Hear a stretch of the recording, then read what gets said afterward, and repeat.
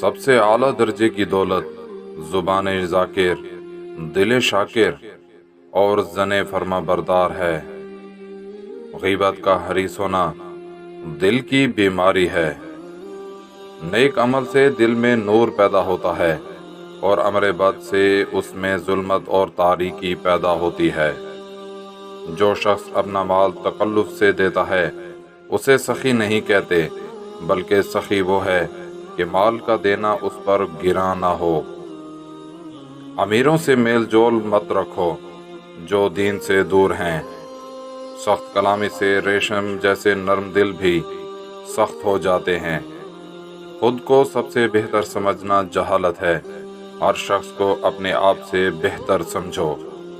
تمہارا وہ دوست جو مشکل میں کام نہ آ سکے اس سے بچو، کیونکہ وہ دوست نہیں، وہ تمہارا سب سے بڑا دشمن ہے۔ جو شخص محض جنت کا لطف اٹھانے کے لیے عبادت کرے وہ صاحب غرض ہے۔ نرم گفتار اختیار کرو، کیونکہ نرم گفتاری سے تم لوگوں پر اچھا اثر ڈال سکتے ہو۔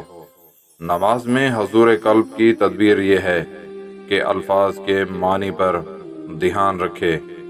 دعوت قبول کرنے میں امیر اور غریب کا فرق مت کر۔ جو غلطی کر نہیں سکتا وہ فرشتہ ہے، جو غلطی کر کے ڈٹ جائے وہ شیطان ہے، اور جو غلطی کر کے فوراً توبہ کر لے وہ انسان ہے۔